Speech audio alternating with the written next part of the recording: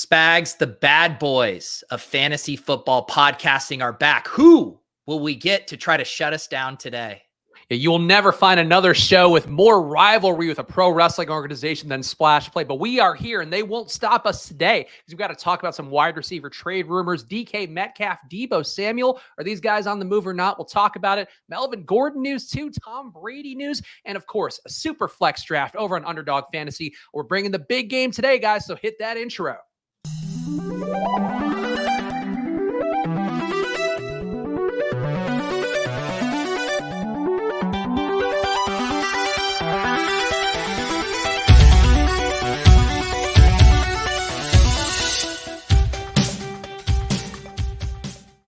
Hello, everyone, and welcome to another edition of Splash Play, the fantasy football podcast for every game under the sun. And once again, I'm Chris Spags, joined by your friend and mine, Pete Overzet. Pete, how are you doing on this fine, hopefully sunny for you Friday? You know what? It wasn't sunny earlier. We got a bunch of rain yesterday, but it's starting to get nice out, and I'm looking forward to going on a run outside after this show. So yeah, it's Friday. I'm enjoying this rhythm we've settled into of Superflex Draft Fridays. I get very excited for this stream. Marks the end of the week for me. So yeah, we're in good spirits. And I saw the Underdog email this week, the partner email going out. The Superflex Big Board draft, about 75% full, maybe a little bit more than that by now. So make sure you are getting your entries in there. Use the promo code SPLASH if you want to play along with us. They'll double your deposit bonus up to $100. So make sure you take advantage of that with the promo code SPLASH over at Underdog. And also make sure you go check out Football Outsiders. Again, you can always subscribe over at footballoutsiders.com/subscribe. Some fun stuff coming out this offseason, USFL content going on, as well as our almanac for Football Outsiders, which does come, but I don't know if I should be spoiling it, but does come with that FO Plus subscription. So get in there now or just check out some of the articles on the homepage. Our guys are doing a lot of great stuff. Have some fun content coming up on the FO streams as well that I won't be a part of. So you can actually hear professional quality analysis from other people out there. So go to Football Outsiders, check out what they're doing, and even subscribe to the YouTube channel if you want. I think there's one fun show coming up about a week from now. I think Tuesday the 19th, they're going to be doing a mega simulcast with 33rd Team, former NFL GM Mike Tannenbaum, and one of Sports Info Solutions guys. And I think it'll be an interesting show that I'm helping give some concepting for. So I'll bring our brand of idiocy over to the professional side over at Football Outsiders. And make sure you are, of course, subscribed to Pete's channel, subscribe to the Splash Play channel. And Pete, I just want to give you the floor for a second because I know you're doing a little more with your YouTube presence. So if somebody's just a Splash Play listener, whether it be on podcast or a viewer on YouTube, what are people getting out of the new Pete Overzet's Deposit Kingdom? That's the official branding, right? Yeah, I appreciate everyone who's subbed up for that channel, despite there being no content there. I'm working with an editor to help me, make a really polished product. So it's our first time working together. So a little back and forth there, getting all the finishing pieces. But I do really think in the next, maybe this afternoon, maybe over the weekend, Monday at the absolute latest, I'll have a USFL full breakdown up there. And then, yeah, it's going to be the same topics, all the same stuff that I do around here on this channel, but it's just going to be in, shorter form, tightly edited, well produced. And we'll keep this space here for all the live streams. So I'll post the link in there. It is named in honor of the Deposit Kingdom Discord. So had to keep that name rolling. I definitely enjoy that name. So yeah, thank you guys. And yeah, nothing's changing around here. Just adding a little spin to what I'm doing over there. Yeah, I am subscribed there, and I think, it's really what Pete and I are trying to do, and Pete especially has really been giving us some guidance on what we should be doing to get more things out there and make sure we're just giving people ways to engage with the show, where it's hard sometimes to sit down here for an hour for us, but we want to make sure that we're giving you guys that chance to see some of the stuff we're doing and what Pete's doing as well with a great diversity of shows on his channel. And also make sure you are subscribed to the Splash Play channel too. We're doing some segmenting on there, big improvements across the board for everything that we're bringing over the next few weeks and months. So go support us, give us a little love here, and of course, hit the like button. If you're watching on YouTube, Pete, we got to get, when is Spags' new channel coming out? I don't know, Pete. I'm gainfully employed right now, so I don't have to do the grind like you do. But if the people like Nick Bird are clamoring for it, I love Nick, so I'm willing to do it just for the brand.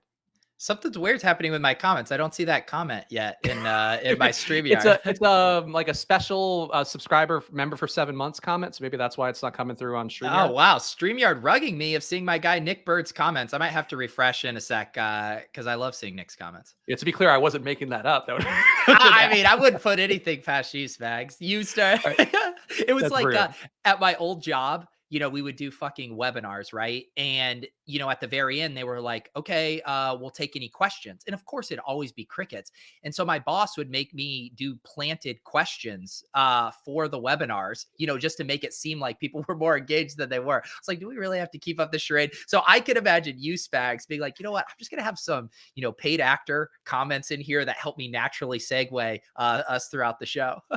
We've got enough of a base now where people say nice things to me. We have the good shit Spags meme. There's a lot of positive things for me floating out there, Pete. And I appreciate the niceness of other people that aren't my podcast co-host and really best internet friend. I feel like Pete has officially gotten that branding from me. But speaking of best internet friend, we got to hit the news fast so we can get to the draft immediately over on Underdog. Stefon Diggs, Pete, this should be a quick one. He did sign an extension, 4 years, $104 million is the actual contract, $70 million guaranteed. As we all know, the guarantee is what really matters. It's going to be slightly less than Tyreek Hill's $75 million guarantee for the Dolphins. But Stefon Diggs, I feel like if you're a fantasy player and you kind of tracked him last year and you were maybe buying in on a lot of weeks, buying the dips even when his salary went down in DFS, I feel like maybe you feel like he doesn't deserve this quite as much, but it does seem like they are rebuilding this offense around him. I think Gabriel Davis seems like he's going to be a key fixture of what they're doing, but it feels like they had to pay this guy what he got for it. And you had some fun tweets in the Fantasy Life newsletter as well about just him coming from a guy who used to steal cookies from hotel lobbies to now being a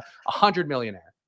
The funny thing with Stefon Diggs is I know he's ridiculous on Twitter. I didn't even have a specific tweet I was looking for. I was like, oh, I'll just scroll through Diggs's timeline, see what his reactions were to the deal. And I immediately get hit with the tweet, and I can pull up I have it here from in the newsletter. He goes, sometimes I pull up on the DoubleTree to get free cookies, ... but I don't be staying there. So Stefon Diggs just pulling off on the side of the road, going into DoubleTree's dining and dashing free cookies. And now he just got a contract here for 4 years, $104 million. So yeah, I thought, Sigmund Bloom had an interesting takeaway here in the newsletter. It was only logical that Diggs would want to raise. Bill's doing right by their core players, even though they are paying prime year rate for some of his 30s. He'll be 34 when the deal ends. It won't look as crazy by then with some of the big wide receiver deals coming up in the next year. Class of 2019 wide receiver going to get their bags. And I think that is the salient point there, is just we see these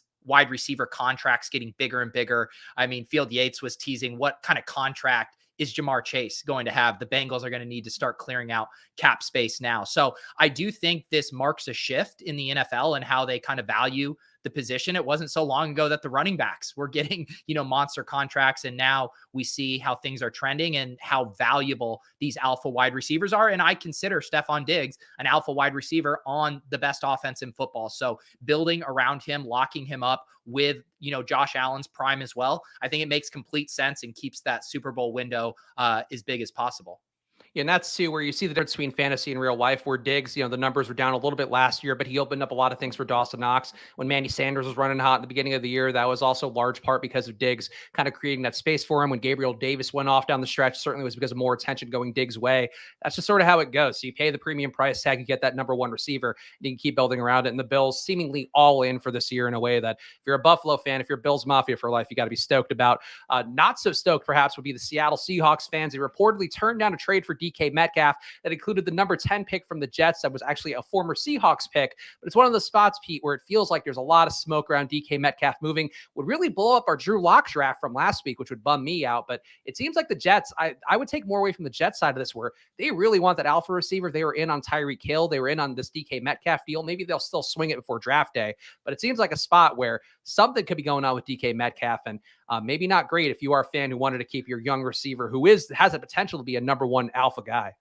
Yeah, I mean, 10th overall picks, those are incredibly valuable. And you see the type of wide receivers that get drafted in the top 10 outside of your kind of random anomaly. Shout out to John Ross. But I mean, those picks are extremely valuable. I think it's interesting to benchmark it relative to this year's wide receiver class, which I believe consensus right now is it's an extremely deep class with lots of different talent and player archetypes that could fit into schemes, but not necessarily the super high end talent that we've seen previously with, Jamar Chase's. And so trying to compare DK Metcalf to prospects that I think we will see a couple receivers go between picks 10 to 15. Who would you rather have? I do think DK Metcalf is worth that. I do really think he is one of the unique transcendent wide receivers in the game. And, for fantasy sake, I do hope he gets traded. I don't want to see him spoil away in his prime with Drew Lock or whoever they bring in to quarterback there. So, I mean, DK Metcalf with Zach Wilson, and then you have Elijah Moore, who I think probably is better suited to be a 1B or a really, really good 2A. I think that would have been really fun. So, yeah, I hope it happens. But, reading through what Seattle Seahawks demand is, and if they're turning down 10th overall picks, I don't know how they get a deal done, because that's still a steep price to ask, even admitting that DK Metcalf is probably worth that. And maybe the contracts kind of show where the trade capital is going for the draft, where they might want multiple number ones for DK Metcalf. And that's not something you've been getting in the past with wide receivers, but we'll see how it goes. And again, if you're a Jets fan, I think you have to feel pretty good about them trying to get guys in for Zach Wilson to give him a chance to be the deep ball thrower that we know he was and has really graded out as since college. So we'll see how that goes for them. And then the chat already ahead of us, we got It's Mookie saying, what's up with NFL players wiping their social media this offseason when they don't 100% get their way? That's the case for Deebo Samuel. Scrubbed all the social media of all 49ers mentions. From Irie Myrov over on Twitter, My Sports Update. Deebo Samuel removed his 49ers profile picture, unfollowed the team, and has deleted over 80 posts from his Instagram account. Deebo's entering the final year of his rookie contract. Could be something, could be trolling, but it did happen. Doesn't seem great, Pete. Does feel like maybe Deebo trying to get an extension, trying to get that pay level up for a guy who established himself as a core part of that offense last year. Probably should be even more important this year, especially if you have Trey Lance in the mix instead of Jimmy Garoppolo. But I guess we'll see how that goes. But it feels like either leverage or something, but Deebo's certainly unhappy on some level. And do you think there's a chance here that he could possibly get traded? I just think it's more funny that we are now clearly in this new era of NFL passive aggressiveness. And these guys don't have a lot of levers to pull, at least publicly. You don't want to come out and, throw the organization under the bus, because then that reflects poorly on you to other organizations and how you might treat them in future deals and stuff. So what is one of the last things these guys could do? Do really passive aggressive, petty bullshit on their Instagrams. We saw Kyler Murray do it. We're all trying to read into what this means, and it ultimately is meaningless. It's just one of their little things that they can do to signal, hey, I'm not happy with what's going on. I deserve a raise, and this is my way of poking the bear publicly without actually having to be accountable for saying what I truly think. And then in the chat, Connor saying these Zoomer NFL players are just so entitled, SMH. If you're a player and you're in a league that's single-handedly propping up TV ratings, rumors now of multi-billion-dollar deals for Netflix or Apple or wherever else they do, they might make an NFL Plus. I guess the other rumor that's floating around out there for NFL Red Zone and just their general selection of games. Like, these guys got to get theirs. I'm never going to begrudge them that. I agree the histrionics get a little tiresome. We talk about it a lot on this show that it is kind of tedious to see it over and over again. But these guys have to do that to get the money that they deserve and get their fair share. I'm not going to begrudge them that, even though I certainly get the take on that one. And Pete, if you want to start the room, we can, but I just want to throw out there, we have the Tom Brady thing, but we kind of touch on that as we go. We've talked about that enough before. But Melvin Gordon, rumored to be meeting with the Ravens and deep in contract talks. And this is one we've talked about Melvin Gordon a lot on this show. I certainly dug my heels in him being useful last year in fantasy. He was useful, perhaps not as useful as he could have been. But this is really a big one because this would greatly hurt J.K. Dobbins, would greatly hurt Gus Edwards. It would be massive for Javonte Williams, who I think is getting overdrafted in some of the best ball drafts we've done so far. But if you have no Melvin Gordon there and you have Javonte Williams and a Russell Wilson offense, like, this is an amazing situation for him and really for anybody who's bought into him. And I think they kind of luck boxed that one, to be honest, with where his ADP was. Yeah, I'm torn on this one. Obviously, I want Melvin Gordon out of Denver so we can see Javonte Williams fly. I think, Javonte in that backfield by himself would be a thing of beauty and something all of us will be interested in for fantasy. However, as we've talked about, there's no discount on that right now. People are already drafting Javonte Williams with the assumption that he's going to be the lead bell cow back there. And then on the flip side, J.K. Dobbins has been one of my favorite guys to draft early on in this draft season. And why do we call it the running back dead zone? Because there's often things that can go wrong, whether with free agent additions, whether with guys coming in with the draft and stuff. And so I know I'm playing a dangerous game when I draft J.K. Dobbins, but I did really feel like he's kind of positioned more closer to his floor right now in that offense. So Melvin Gordon going there would obviously be bad news because I think it would really cap J.K. Dobbins' pass catching ceiling. I think they would probably use them kind of interchangeably, where Melvin Gordon would come in for a drive and then J.K. Dobbins as opposed to like a role specific kind of function in the offense. And Melvin Gordon, I have to tip my cap to you, Spags. You were pounding the drum for him last year, and he hung in there neck and neck with Javonte Williams, and I don't see any reason why he couldn't hang in there with Melvin Gordon. And the team's not just going to bring someone in just for fun. Like, you would think that he would have a role. It still is kind of perplexing to me because I think Gus Edwards is pretty good too, and kind of a perfect complement to what Dobbins does. So maybe they're a little concerned where Dobbins is on his recovery. I don't know. It seems a little weird to me, but I think the Ravens are kind of like the 49ers, right? Where they just can never have too few running backs in their stable. Yeah, last year you saw them with Freeman and Murray giving a lot of touches that way. You know, Melvin Gordon, I think for whatever you want to ding him for, he's certainly going to be more effective than those guys were at this point in their careers. And we know he's an end zone, a red zone touch kind of hog. He's also a decent pass blocker. So there's a lot of ways it's going to upset the backfield. But I'm with Swaggy P in the chat. If Melvin Gordon's gone, Javonte to the moon. I believe that. I wouldn't have believed that if Melvin Gordon were coming back, but now it's looking pretty good. And as you can see here, it is time to do our best ball draft. Of course, Superflex over at Underdog. As I mentioned earlier in the show, about 75% filled, probably closer to 80% right now. So get in there and use the promo code SPLASH to double your deposit bonus up to $100. And actually, Pete, I forgot I wore this hat. You have your merch on. I got to flip the Underdog hat because really one of my content bits is always flipping my hats for things. And I don't know why. That's the lazy man's way of production value. Yeah, and we were even tilting our buddy Bullock in the chat. He says Spags flexing the UD apparel that we can't get on last show, and now I have my it's actually a sweater, not a hoodie. And he wants to unsub because he's so tilted that we are wearing the threads that he can't get access to. It's honestly, though, this shows where we both fall in the Underdog rankings. Though I did get the 2 onesies for Lucas. So, we have not seen that on the show. Obviously, it'd be tough to bust that out in my personal attire. But you can see that Pete's getting the VIP Underdog attire, a Nike branded one. I got the hat they give out to anybody with an Underdog little card, a little business card, probably at a meeting or a trade show. So that's where, now we all know where we stand accordingly. Yeah. Oh, I mean, wait till I show you kind of the underwear, the Underdog underwear too. So some things are so exclusive that I can't even reveal it on stream. So we all know our boy Nick Ercolano, certainly the king of it all with the neon Underdog sign. Like that's the apex predator of the Underdog hierarchy. I know. Yeah. And there's a few of those floating around out there. And so how do I top that? What I really want to get, is for when I do randomizer drafts, I want to get an actual wheel, like a Price is Right style wheel, so I can have all the prompts on a physical wheel. So maybe I get the Underdog branded wheel, and then I can just say to everyone, I have the coolest set piece. I mean, look, it's all about a big flex here. And of course, make sure to play on Underdog for yourself. And honestly, people out there, I hear from a lot of people who are trying to do content around, sports and fantasy football. Somebody reached out about USFL content. Underdog face tattoos certainly got to be in the mix. But, you got to keep that in mind that if you just grind hard enough, you can get yourself some free Underdog apparel for your livelihood as well. We are on the clock, Pete. Which way do you want to go here? I'll let you kind of dictate the conversation. I haven't had the 102 a lot. So I haven't had a lot of Mahomes, and I do feel like Mahomes and Allen are kind of in a little mini tier by themselves, but I'm open to suggestions if you have a guy you really want to get. Let's do Mahomes. Let's do it. Because we have a Mahomes already, but we don't have him. We have a Mahomes with Tyreek Hill, I believe. Right. Yeah, and the thing that's tough is I have been not minding taking, Jonathan Taylor or Christian McCaffrey, but you can often get those guys at 1.6, 1.7, even sometimes 1.8 if it's a super QB hungry room, which most of these are. So I have a little harder time, pulling the trigger on, say, a JT at 1.2, 1.3, just knowing you can get him at 1.6.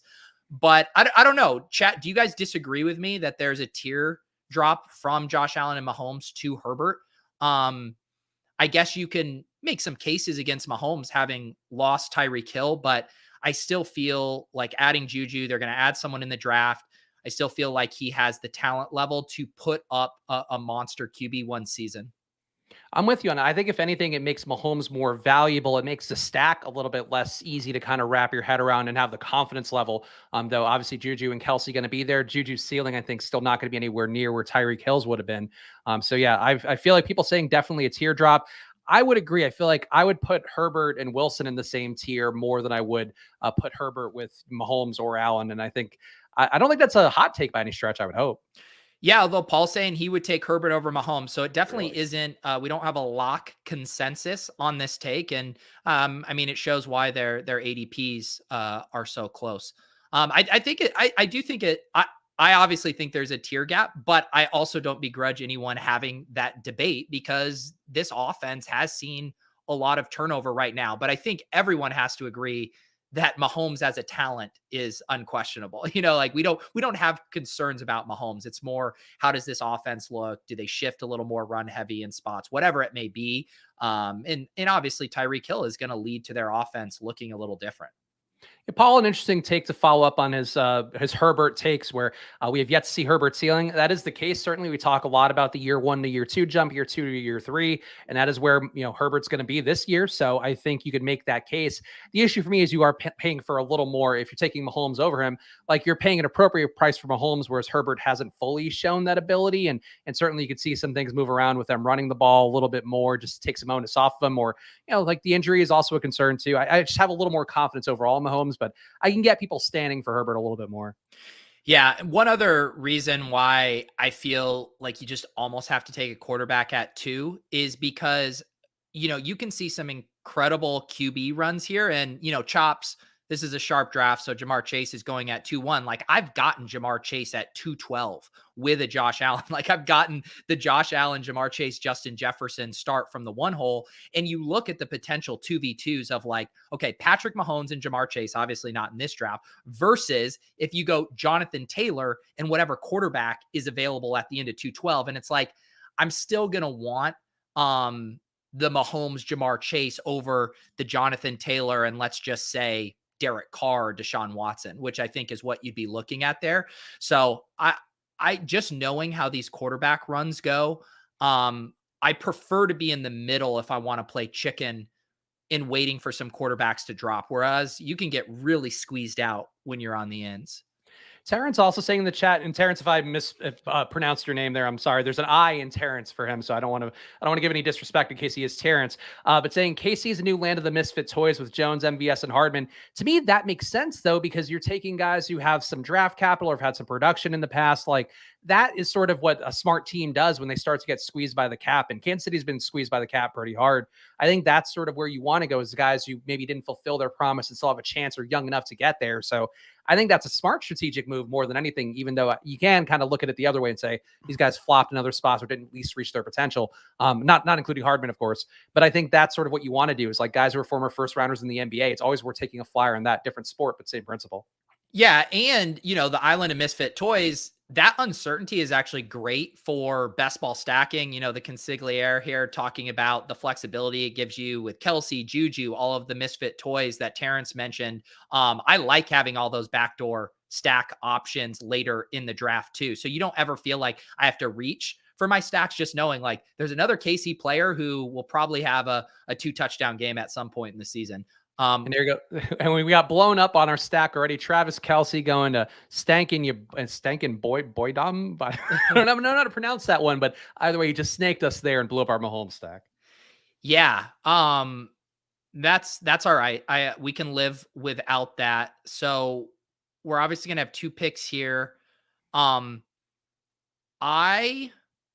you know, with this news about Melvin Gordon, I wouldn't mind getting our first Javonte Williams share. What else looks interesting to you? I obviously love Diggs. What are you thinking? Yeah, Devontae reasonable because there could be some games that work, but I think Javonte, we talked enough about him here. Let's do it. All right, we're gonna grab Javonte here. Slightly ahead of ADP, but I do think he was going at like the 110, 11 in some of those pre or non-super flex drafts.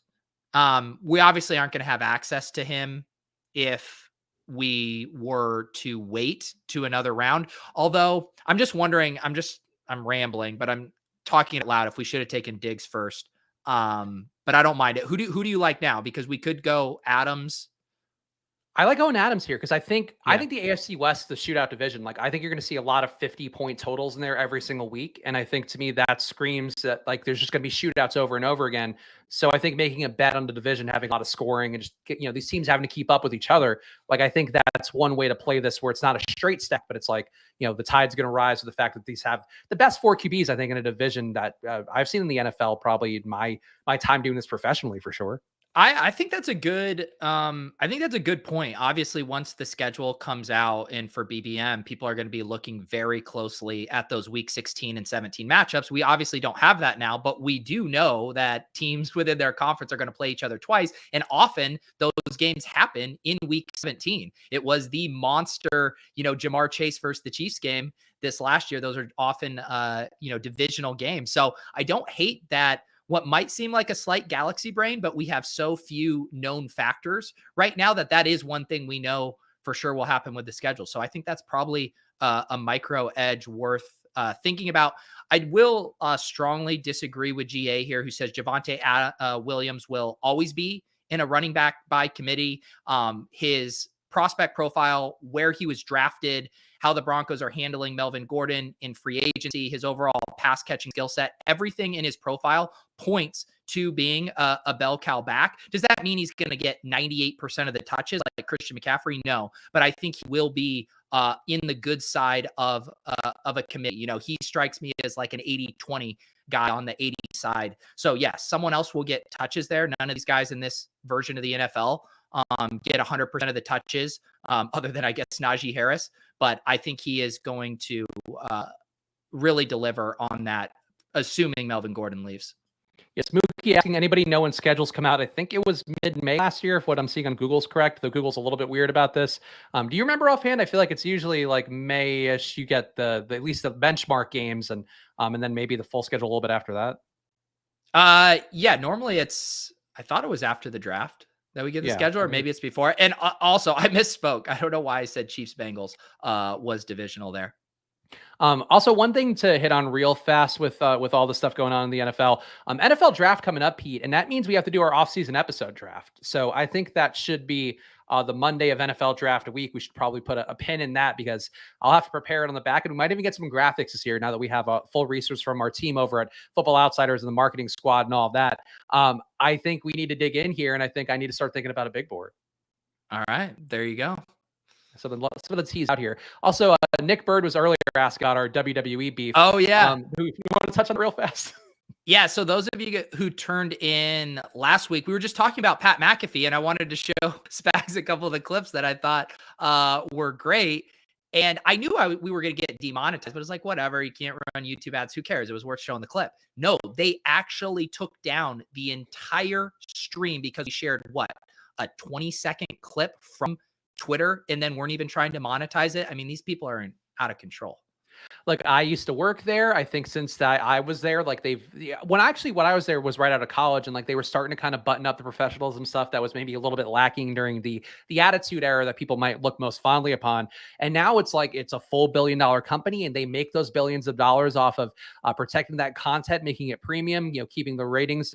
For as much as NFL does to prop up TV ratings, WWE has been single-handedly propping up USA's ratings for a while now. I think they get more of a benefit from Fox than they give Fox, but overall, like that's sort of the thing with them that I get it, but also like it's literally was a clip from their own social media. Like I think at a certain point, let people talk about the brand a little bit, especially when it's a crossover moment like that, where you just wanted to share the love of a guy, Pat McAfee, who's a former football guy doing very interesting things in a new field. Yeah, I mean, just think of how backward that logic is. Obviously, I get if we were trying to monetize or profit off of that and somehow, but what we are doing for them is, maybe there's some NFL fans and fantasy fans who like Pat McAfee who might be interested in watching wrestling that they would know for other reason watch because they thought this clip was entertaining. God forbid we would be expanding our reach to an audience that might be interested in this. I mean, it's just such dumb logic. Also, which team is Casey's? Because everybody in the chat saying I'll lust that team all day. People, nice Casey. Where I don't like that we're on a stream with somebody in the chat who's just getting all the praise while we're here just blabbering on about nothing. I guess. Let's we'll figure this out in a second. Darren Waller. I know. So I like Kyle Pitts more than Darren Waller, but I kind of like this FC West theme that we have going. Yeah, I think it works, and we can get Derek Carr. Like we know he's going to be. No, Derek Carr's Oh, he's long already gone. gone. He's Ah, long gone. shit. Okay, Should never mind. we? I don't know. Let's consider Pitts here. I like Pitts more than one. I trust you. I do. Yes. I I think I know that most people will probably consider them all in a similar tier, but in my mind, I have Pitts in a slightly higher tier than Waller.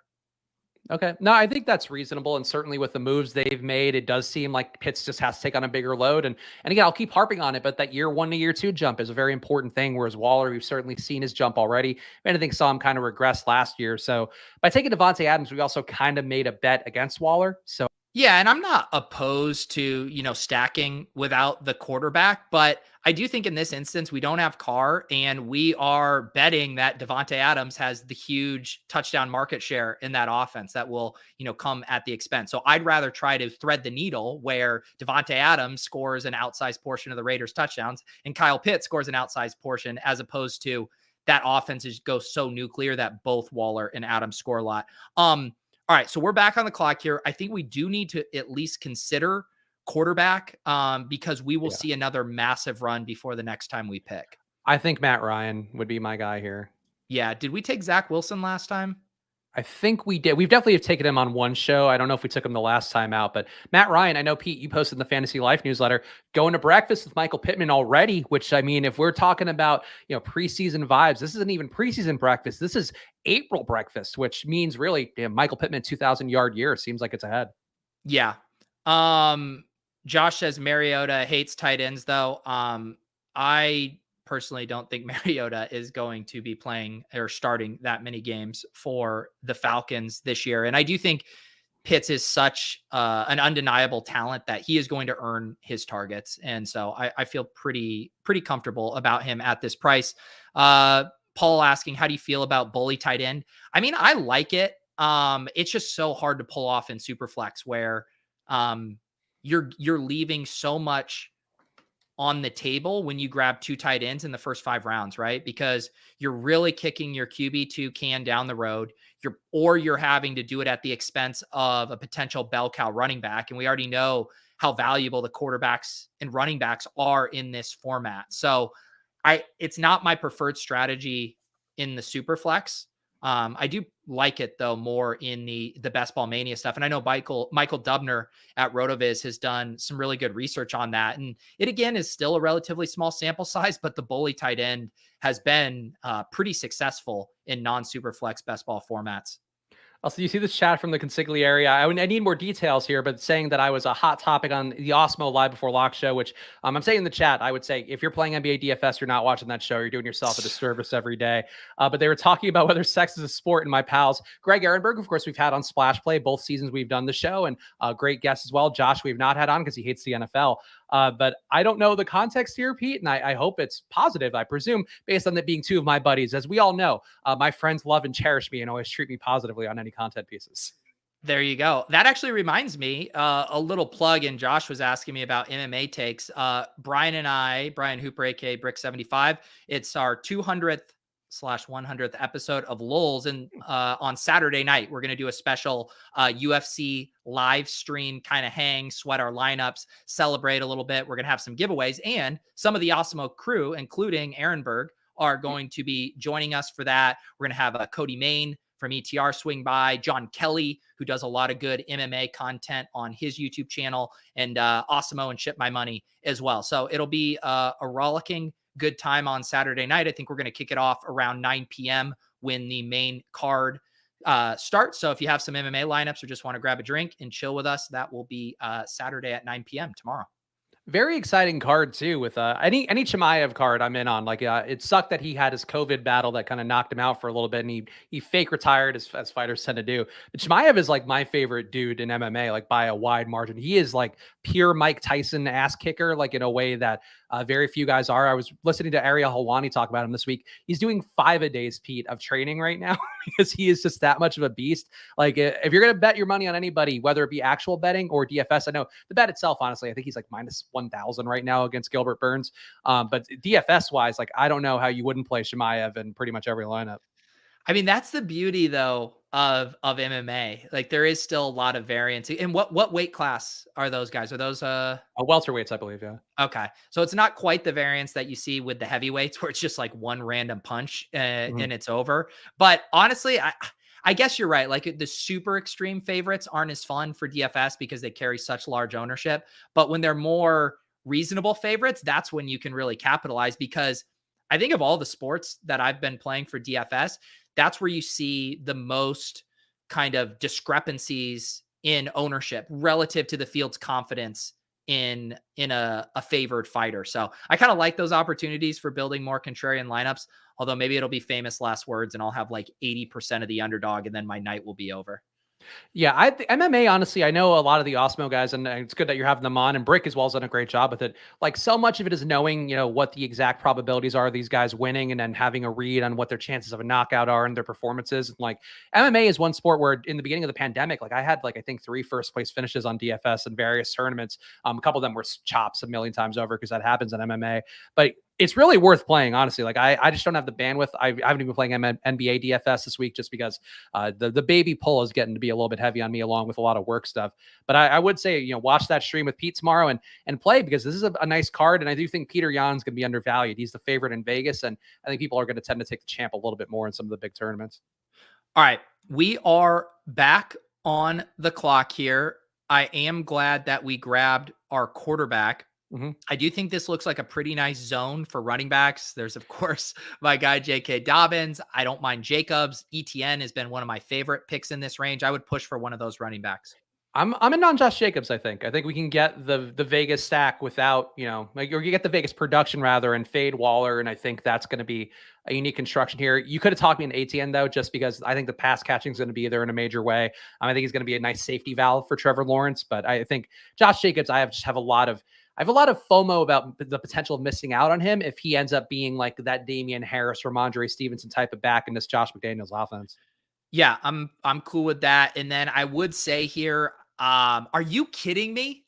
Little Miss Brady, I was about to say we need to take Pittman here because he's not going to fall. He just took him like 10 spots ahead of ADP. We should just lock him up. Well, throw that out the fucking window.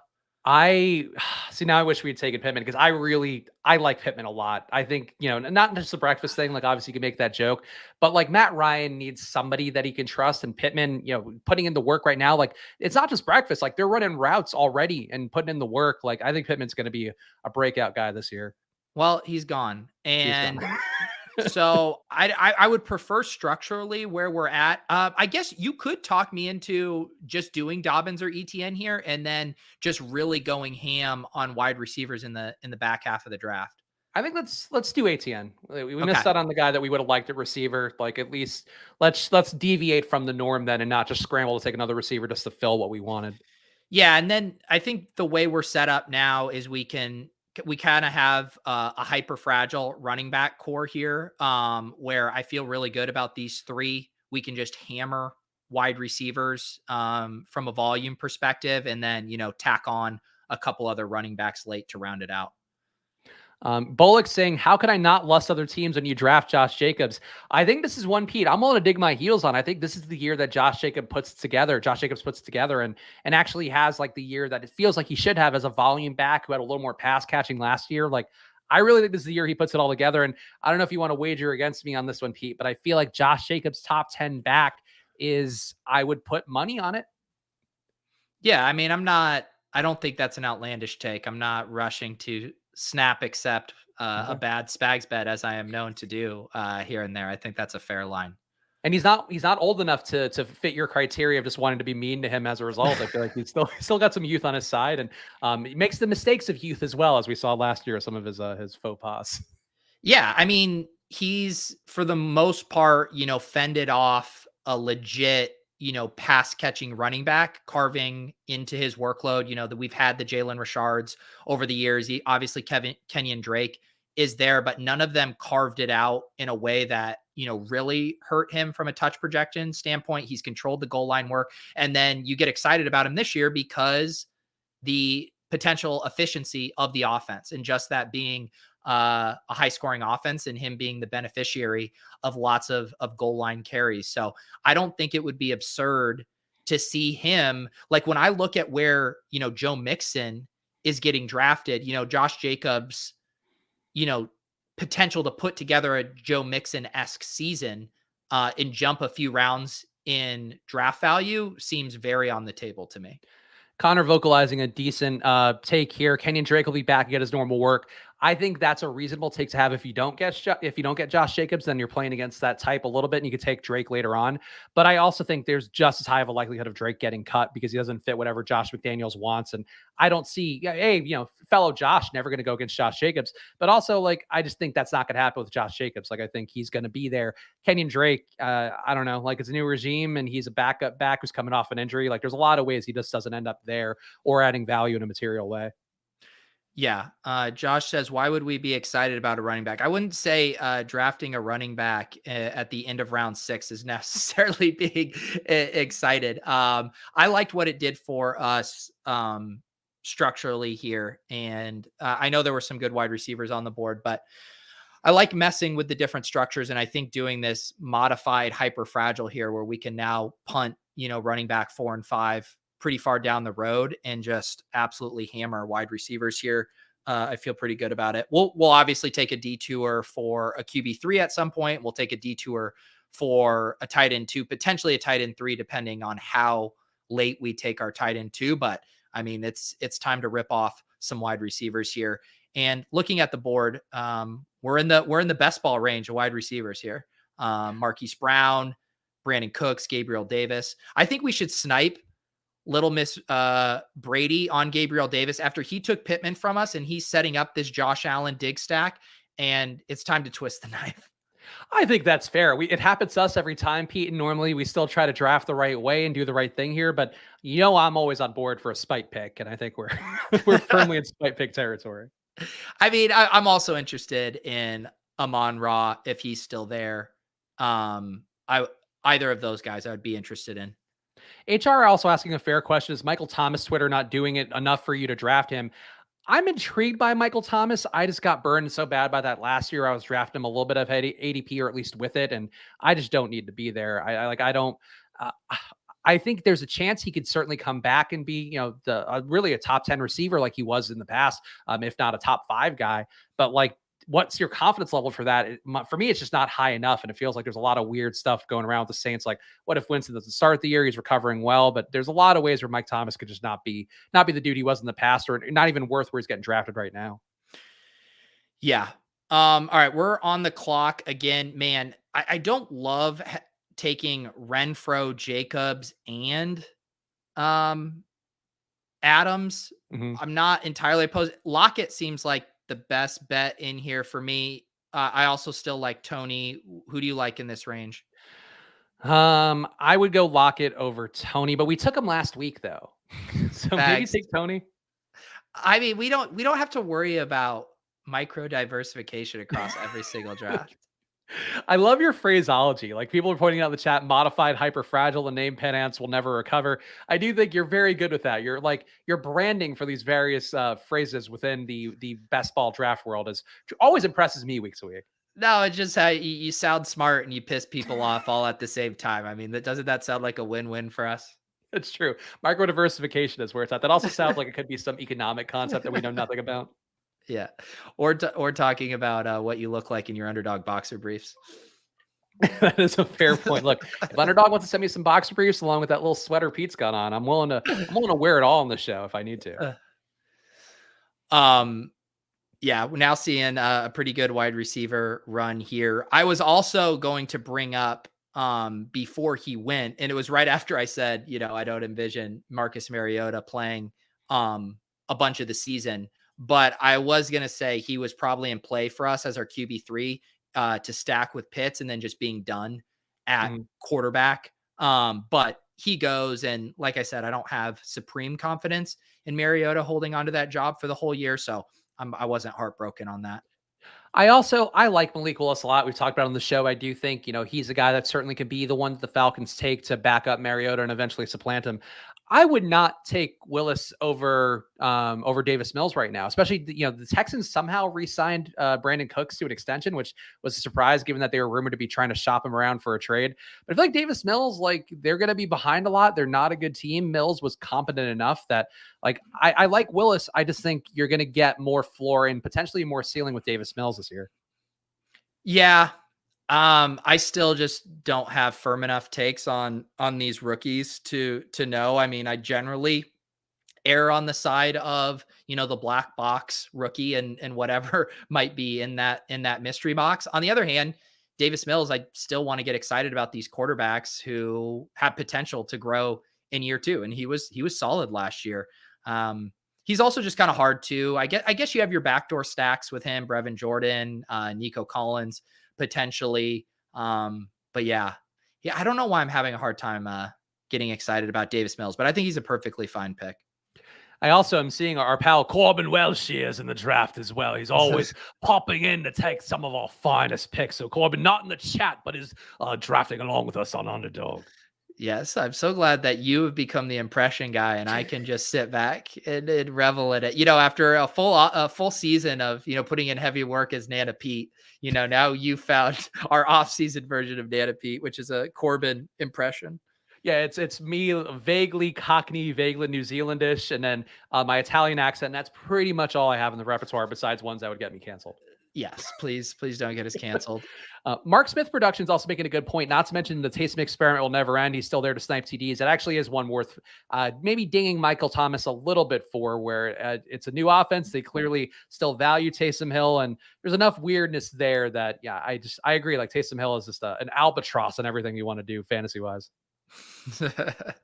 Corbin didn't want to interrupt our hyper intelligent conversations. That's classic Corb for you.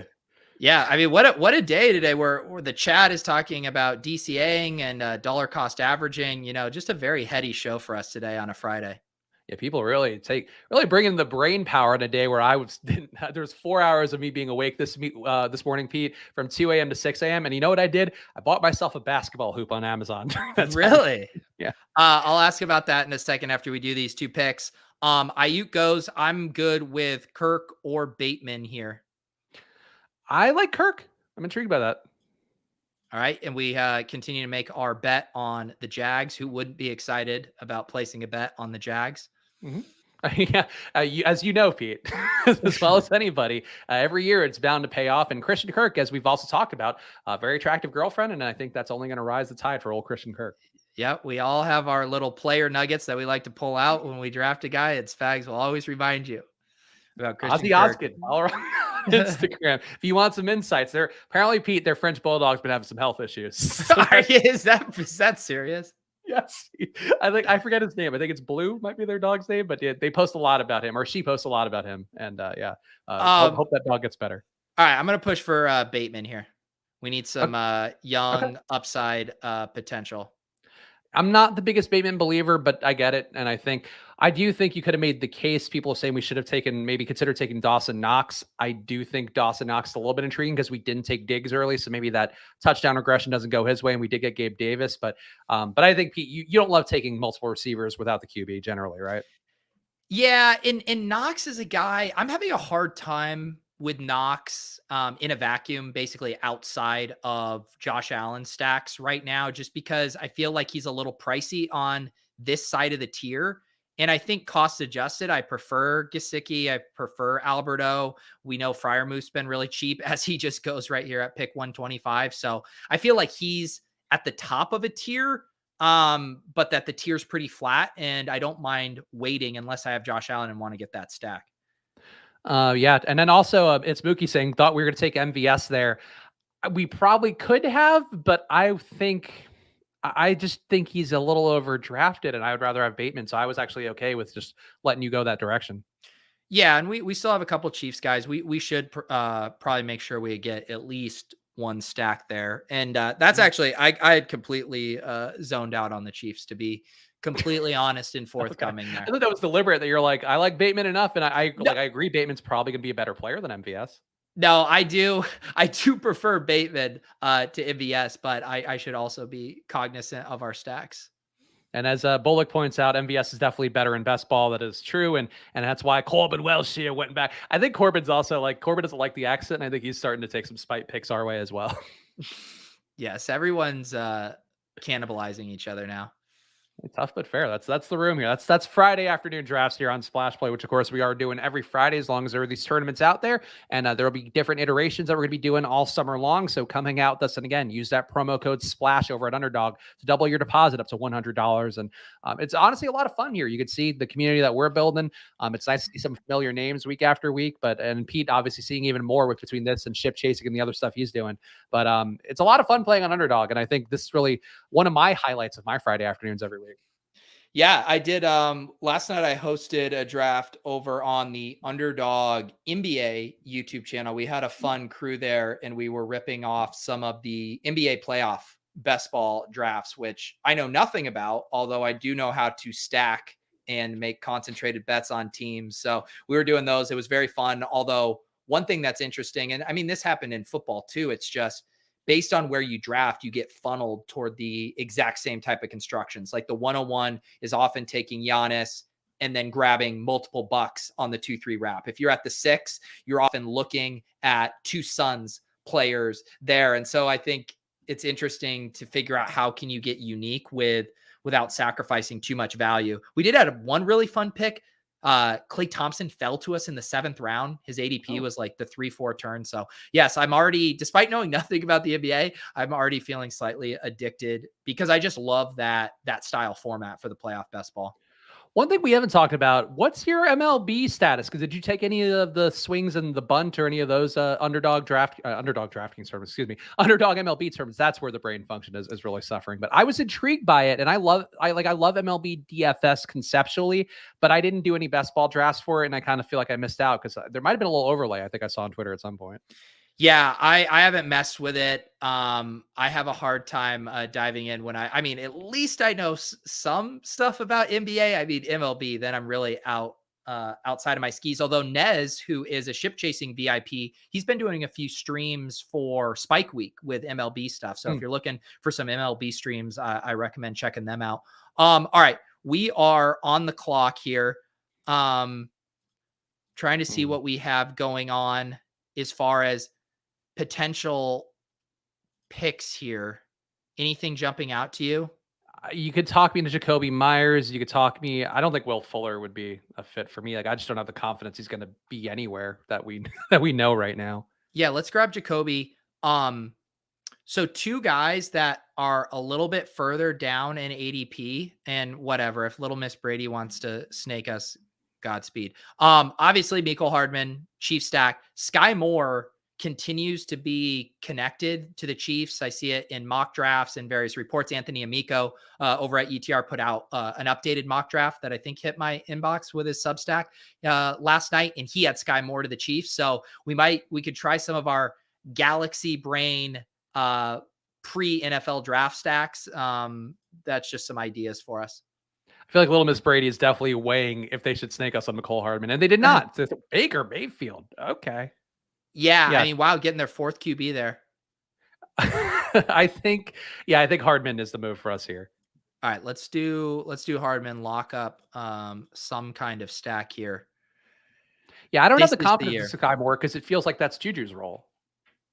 Yeah, I don't know. I think there's the one thing that I've kind of learned from like doing dynasty football and stuff is to not get too caught up with, specific roles and specific volume, because guys that are studs, they find a way to earn targets. And if the Chiefs draft Sky Moore and he's a stud, they're going to find ways to get him the ball, find ways to have him be complimentary to Juju. So I'm a little less worried about it from that angle, but it's also kind of silly to be making a pick just hoping that you land the stack with it too. Yeah, no, that's reasonable. I also don't mind George Pickens. I feel like that's another guy that's been there. And one of the rookies that's a little bit less buzzed about, like Olave, has been linked to the Cowboys, and Garrett Wilson's certainly a guy that probably should be the number 1 receiver taken. But I think Pickens is not that far behind from some of the stuff I've read. So I wouldn't mind if we had gotten him at some point. All right. For the audio listeners and for anyone watching, you can always subscribe to Splash Play on iTunes or your podcast app of choice. Our team right now through 13 rounds, as Frankie does take our guy Sky Moore there at 13-7. We have Patrick Mahomes and Matt Ryan at QB. We have our 3 running backs, Javonte Williams, Josh Jacobs, and Travis Etienne. Our wide receivers, we have fully beefed up. We now have Devontae Adams, Gabriel Davis, Tyler Lockett, Christian Kirk, Rashad Bateman, Jacoby Myers, and our stack, Mecole Hardman. And we have Kyle Pitts at tight end. I finally am feeling a little comfier with how we've recovered at wide receiver. And now I think we could potentially take our detours for QB3, tight end 2, potentially RB4. I think we're back open to being flexible here. I love professional broadcaster Pete remembering the podcast listeners out there and that we should reframe things. I feel like you're really taking this whole improvement in the offseason to heart. You know what? I care about everyone out there. You know, the people who want to come see our faces. I got a new camera for you. The people who are at home, I want you to feel seen and heard. I want your truth to be felt here on this show. It is one of those things hopefully you guys notice it on the show. Or actually, honestly, hopefully you don't notice it and we integrate it so seamlessly. But we're trying to be better about slating things for the segments, reintroducing the topics, and making sure that we're not jumping from all willy-nilly all over the place. So hopefully these strides that Pete's making rises the tide of this show and makes it more listenable and maybe even more licensable for somebody out there to give us some money and really back up the Brinks truck or the Underdog attire accordingly. What I'm really trying to do is actually hypnotize you in a way where you don't feel the need to snipe us on the players we're trying to draft to complete our stacks. That's actually the end game here. I think that's a reasonable one. Let's see. Has Spags seen the second camera angle? Yes, I did. I did see the Hulk cam for Pete. I personally don't think we need it on Splash Play very much, but I get why you do it. What do you mean? I mean, that you don't want to tell me that you don't think we need it on here because that just means I want to do it. See my problem with, and I'm not going to do it, is because I need to work on my set for the alt cam. I need to get a little light, get some visual gags over here, so we'll work on it. We'll work on it. What was the logic with the second camera? Is that just for cuts? There wasn't truly any logic. It was, I had a webcam, I replaced it with a camera, and instead of putting it in a drawer, I just decided to put it on the other monitor there. Oh, okay. It's a type of logic. It's not a good logic, but it's a logic. Yeah. Yes, but don't worry. Now that I know that the chat likes talking about it and that it could potentially tilt you, I mean, that's just a full-blown, full steam ahead green light for me. Well, it was that other one too that you had where you're doing it and there was a third Pete in the room on StreamYard of just another camera angle. That's not where I am personally, but I certainly respect your commitment to it. Yeah, remember when you said we've tried to up our game with our production? That did remind me to the part of the show where I just did the rest of it from my couch on my phone. So I guess you could say we've come a long way. Yeah, you've come a long way, baby, as we always say this show amongst ourselves. Pure Hulkaflex people are saying, "When are we getting the Great Danes?" I don't know what that means, Pete. I don't. Oh, that's because Joe has a Great Dane. Let's see here. Yeah, quarterback is getting extremely gross. I don't mind Noah Fant at this price, and we already have Lockett. I just think he's a legit talent, and will fall into the end zone a few times.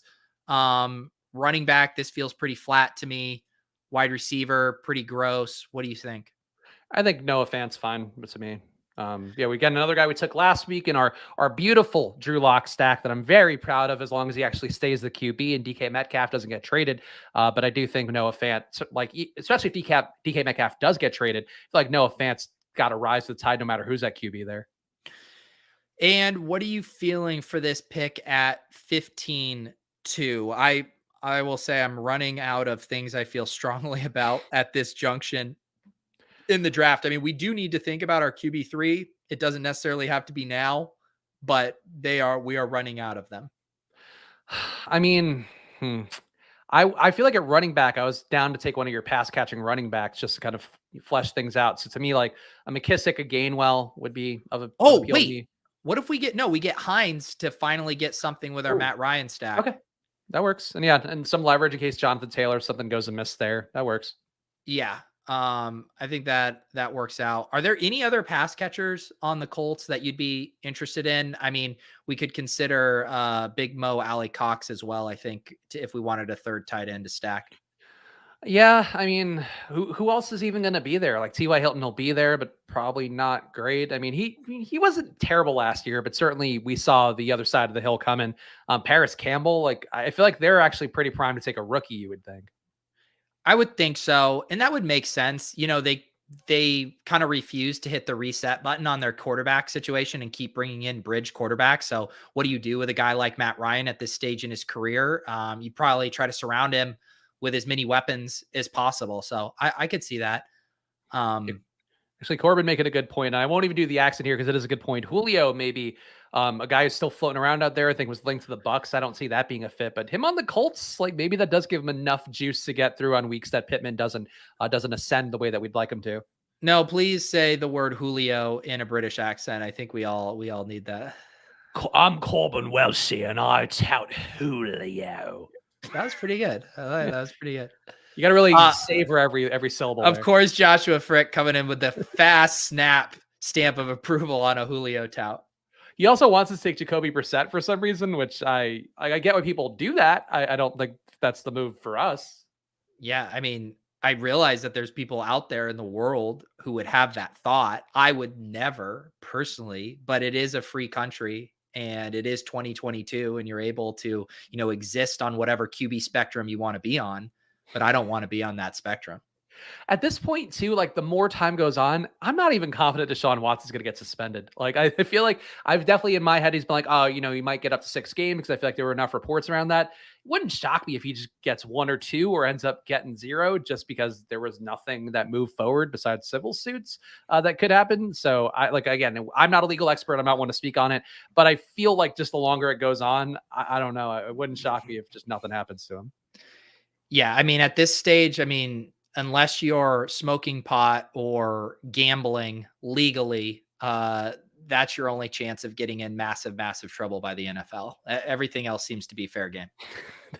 Yeah, you're putting fucking $50 parlays down as a multimillionaire. But oh, God forbid, I bet on my team.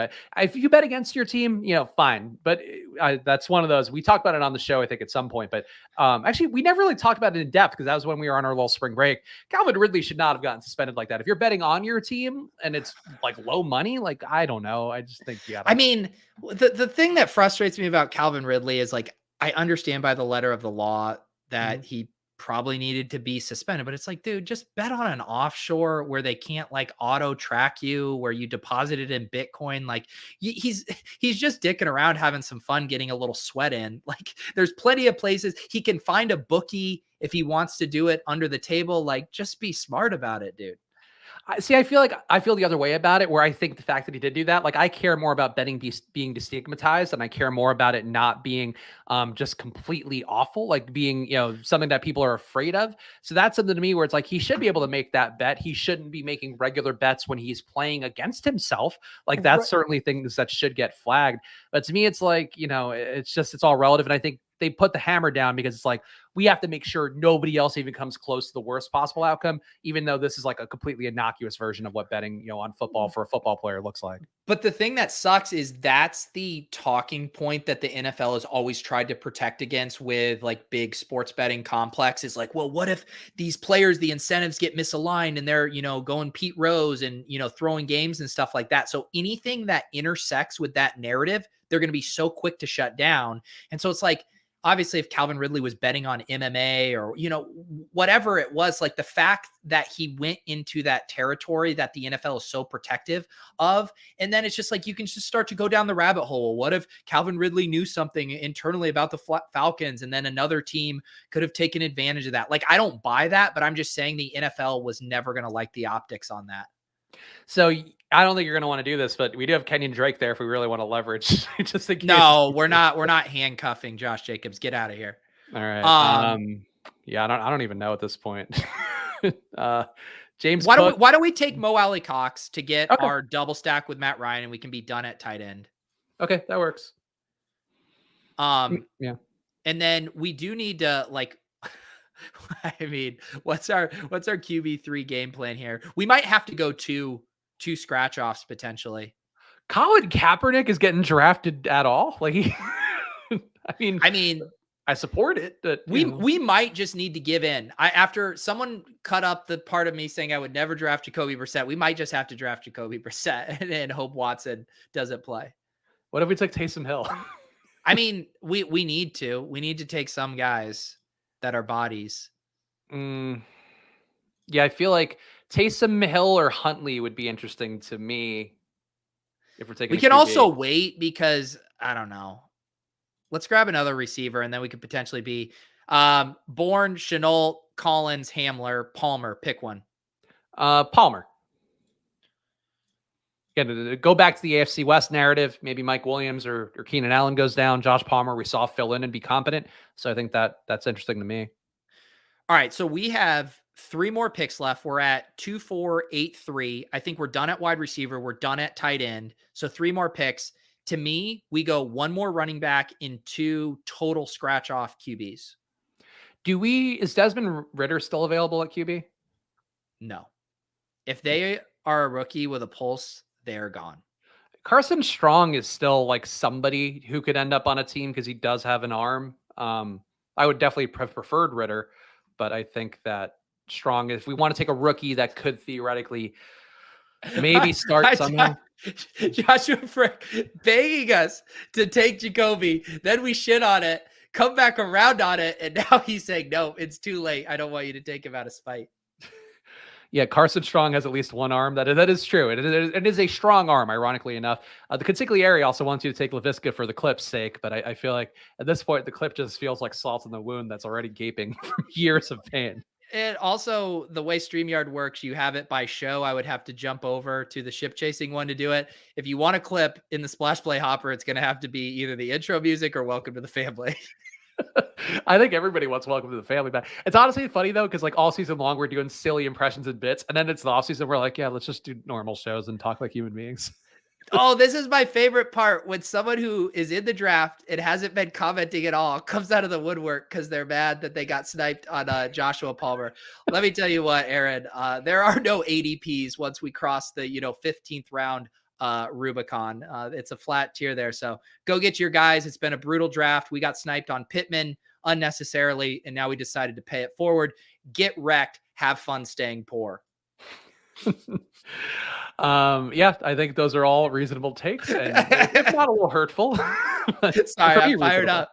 It's been a very adversarial draft. I feel like it's been a game of musical chairs of upsetting each other, just constantly passing the buck onto someone else. And now Aaron has been on the brunt end of one. Look, I'm glad. Honestly, if we could evoke that kind of reaction from people just from our drafting, then we've done something right. Yeah.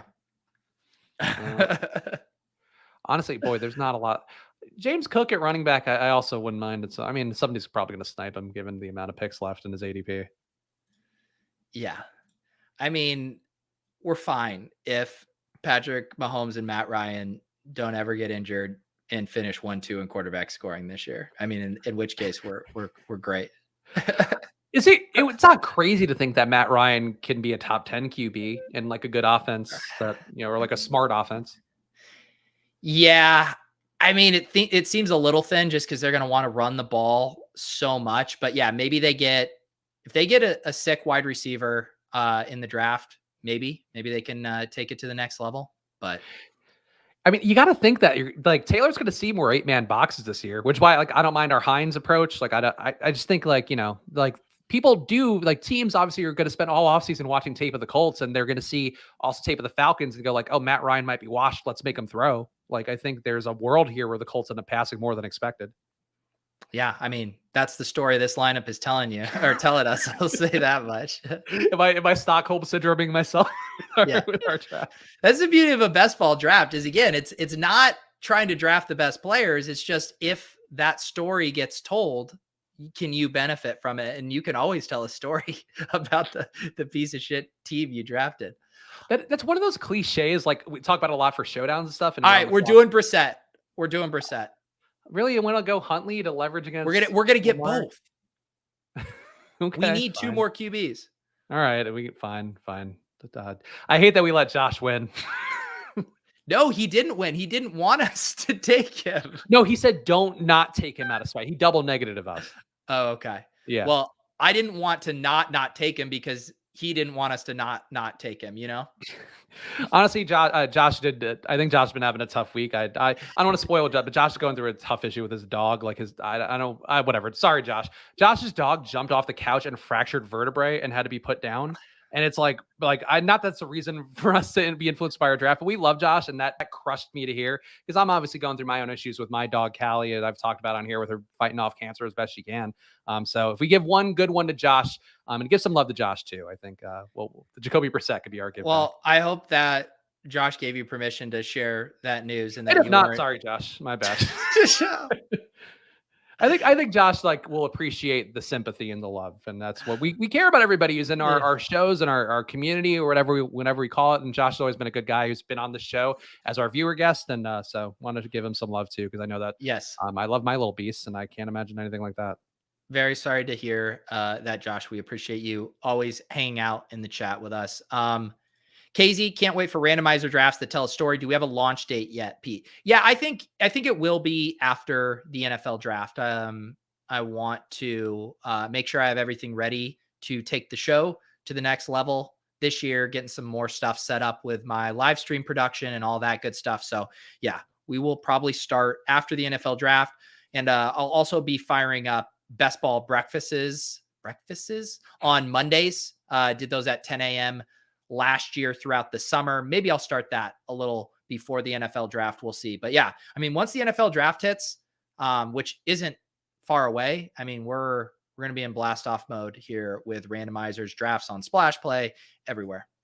Yeah, and that's one of those things too. To finish my point about telling a story, like it's such a cliche, but that is like a really important part of this. And I think with best ball even more, where like I've heard it enough with Showdown, and I had internalized for best ball. That is an important thing. We talk about a lot here, where it's like, what are the angles here? Who fails and results in another guy being propped up?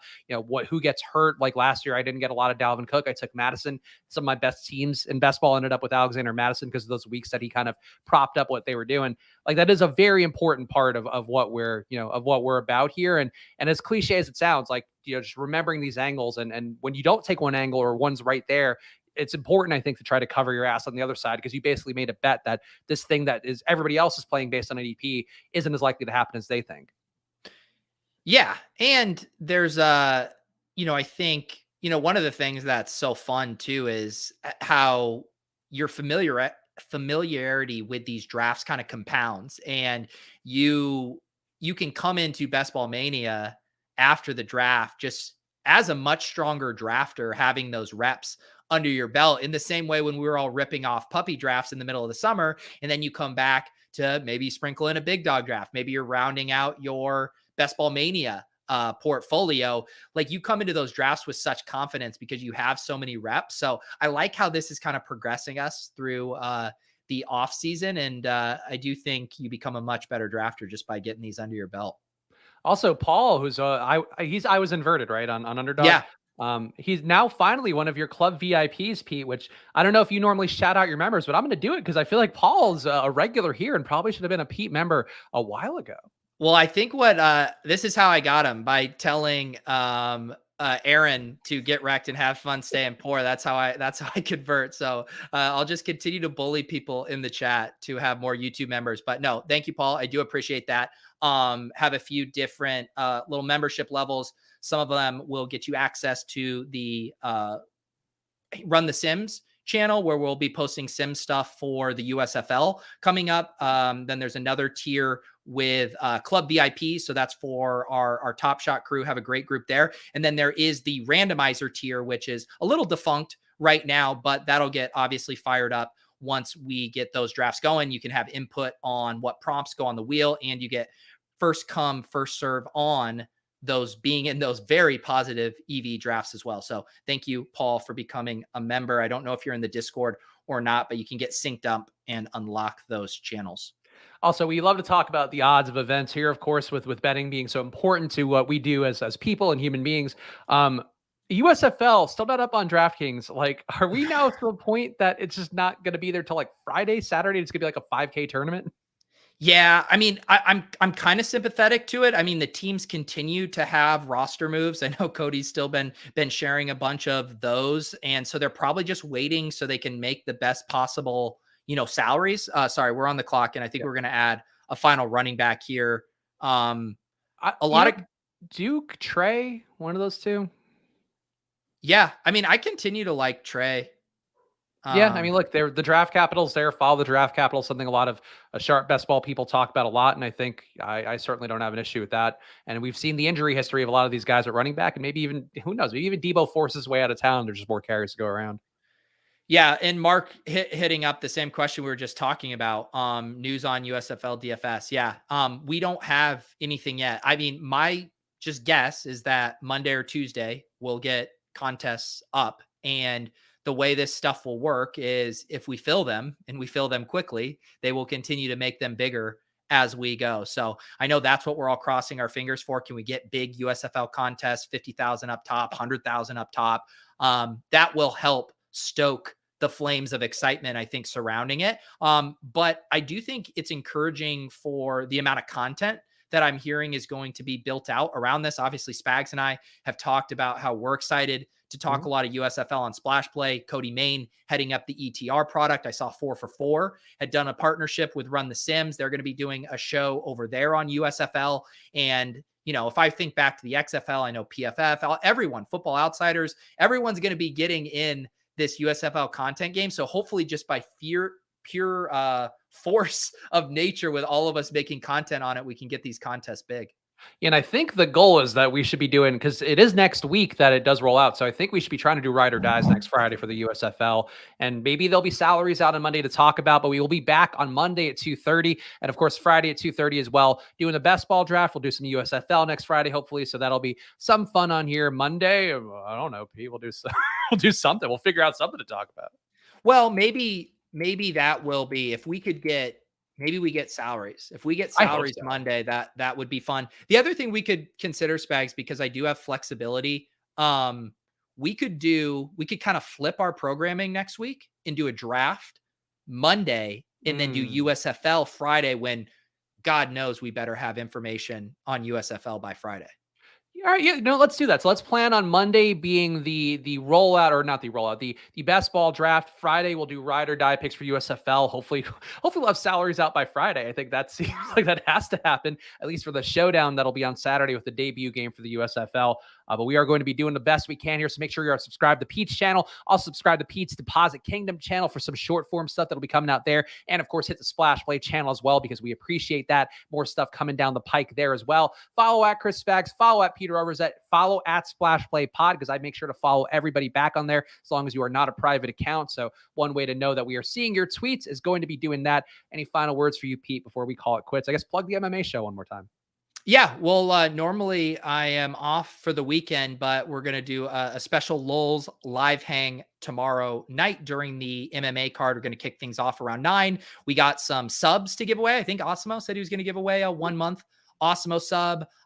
Maybe we'll get a Run the Sims. Brian, I think, is going to give away some Top Shot moments. We're going to be drinking and watching the MMA fight. So build your lineups and come hang out with us tomorrow night at 9. Yeah, very fun card for UFC 273. So go check that out on Pete's channel. And we'll see you guys on Monday at 2:30 for a best ball draft. Enjoy your weekends, guys. See you soon.